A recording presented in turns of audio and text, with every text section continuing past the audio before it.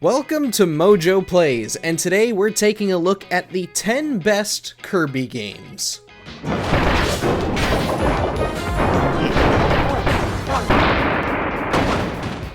For this list, we're taking a look at our favorite games starring our favorite pink poyo, the puffball with maximum pink, and the one Nintendo character keeping all of us sane. Well, some of us. It's Kirby!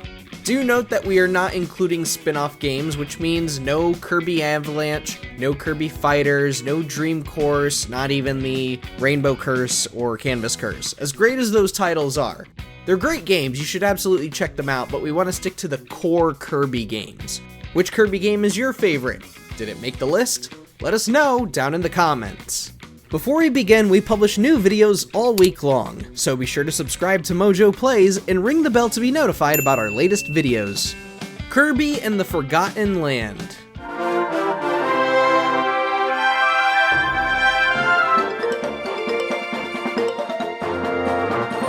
Prior to Forgotten Land, Kirby had gone decades without having a 3D platformer. You could say he was one of the few Nintendo characters isolated to the 2D plane. However, Forgotten Land showed how a 3D Kirby game could work.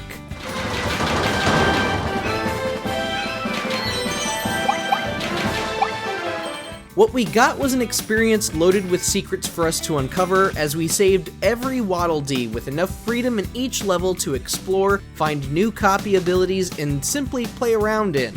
And the most surprising part in all of this was how substantially challenging many of the boss fights turned out to be.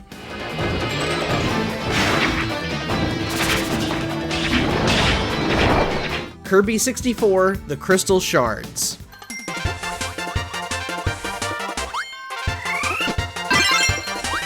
Crystal Shards was simply the Majora's Mask to Kirby Zelda. Despite its adorable appearance in the early phases of the game, it gets garish and disturbing between characters getting possessed and bosses getting incredibly violent, even Wispy Woods. But that isn't the only thing that makes Crystal Shards so special. This Kirby game introduced the ability to combine copy abilities in ways that force you to play a bit differently.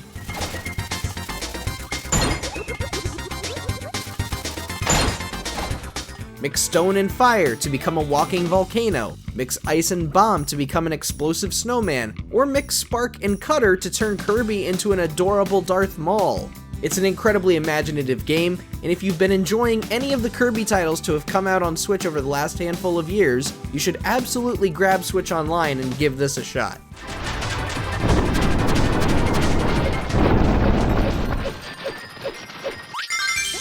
Kirby Star Allies.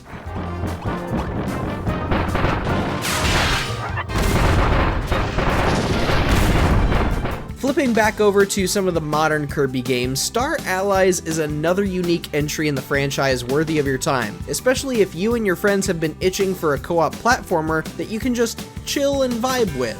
Star Allies grants Kirby the ability to befriend in-game enemies now, turning them into Dream Friends.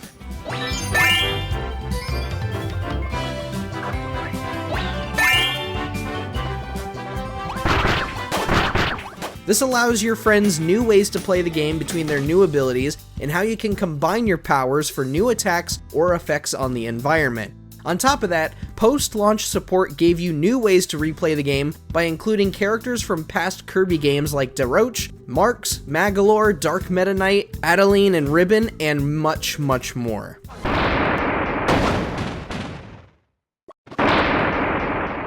Kirby's Dream Land.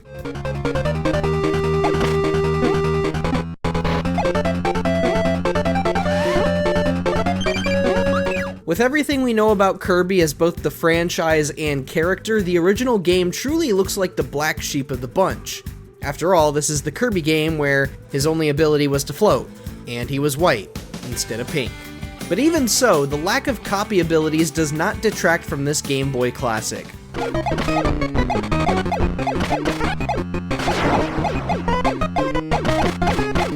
Kirby's Dream Land stands the test of time thanks to its basic gameplay.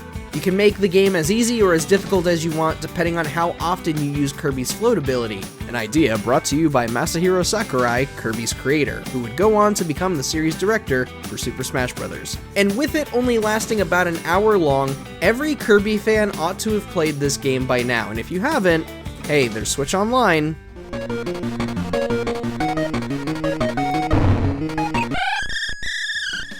Kirby's Adventure.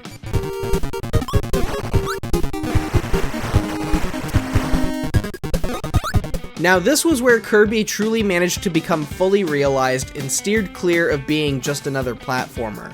Kirby's Adventure was where the copy ability was first introduced, and the many copy abilities you could find would lay the groundwork for what puzzles and combat challenges in future games could look like.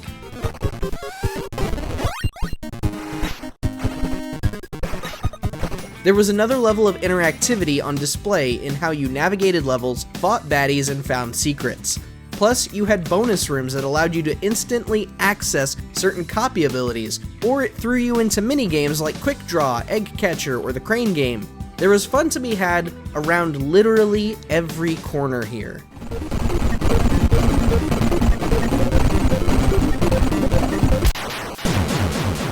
Kirby's Epic Yarn.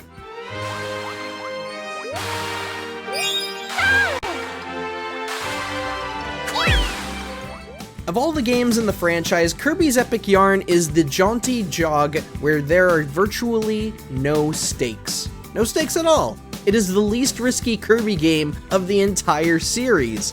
And yet, that does not make it a bad game by any stretch of the imagination. Epic Yarn had this carefree attitude about it, with its cutesy visuals and focus on collecting beads to purchase furniture for your apartment. A sort of chocolate peanut butter moment where the Animal Crossing fans got their Nook's Corner in our dreamland.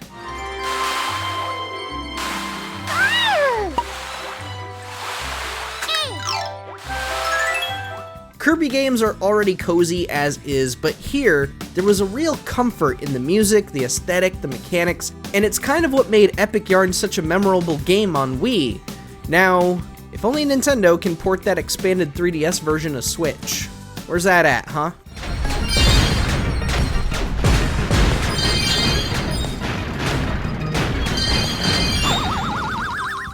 Kirby Squeak Squad.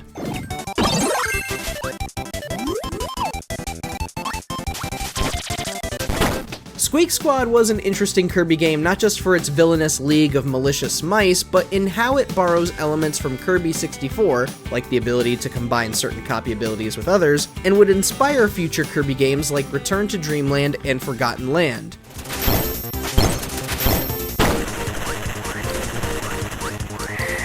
In addition to the massive collection of old and new copy abilities for Kirby to utilize, Squeak Squad introduced copy scrolls that could power up certain copy abilities. You also had a new feature that, like the OG Kirby game, could make things as difficult or as easy as you wanted.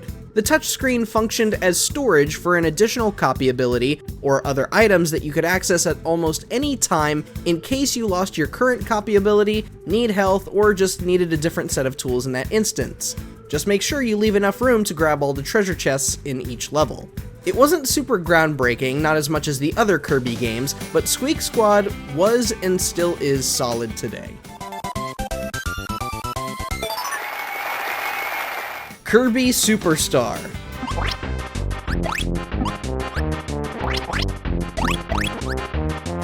Too much of something is rarely ever a good thing, but in the case of Kirby Super Star and its proudly declared 8 games in 1 packaging, it's one of the best games to ever grace the SNES.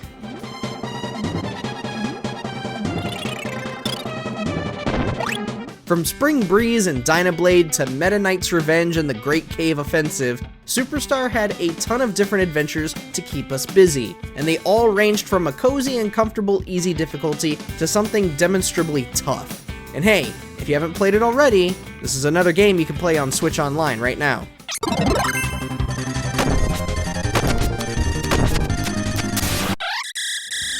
Kirby and the Amazing Mirror.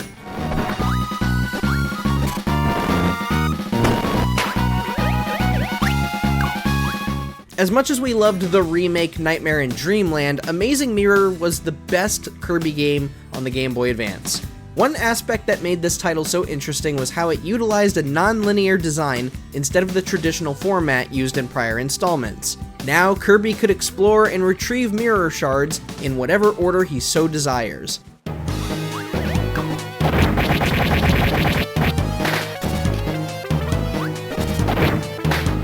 Of course, the feature most players fondly remember is the co-op.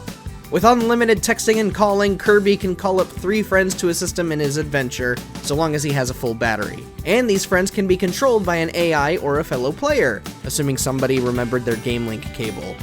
And again, not to shill for Nintendo Switch Online, but you can go and play this right now with online play.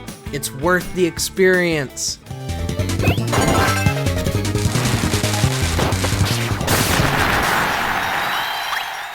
And finally, Kirby's Return to Dreamland Deluxe.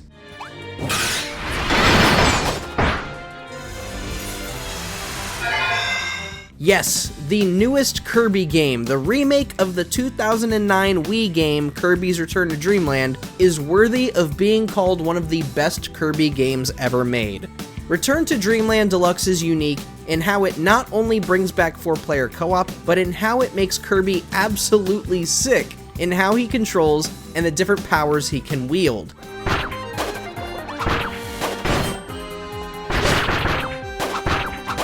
Not only do you have the expected copy abilities and a few new ones like Sand and Mech, but you also have super abilities that can destroy terrain and uncover rifts that open up new challenges.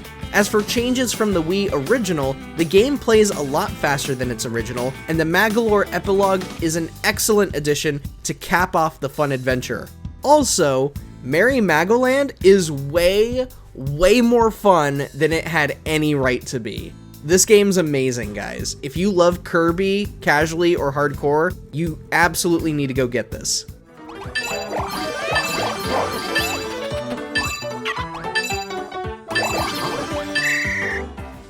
Thanks for watching. If you enjoyed the video, there's more where that came from.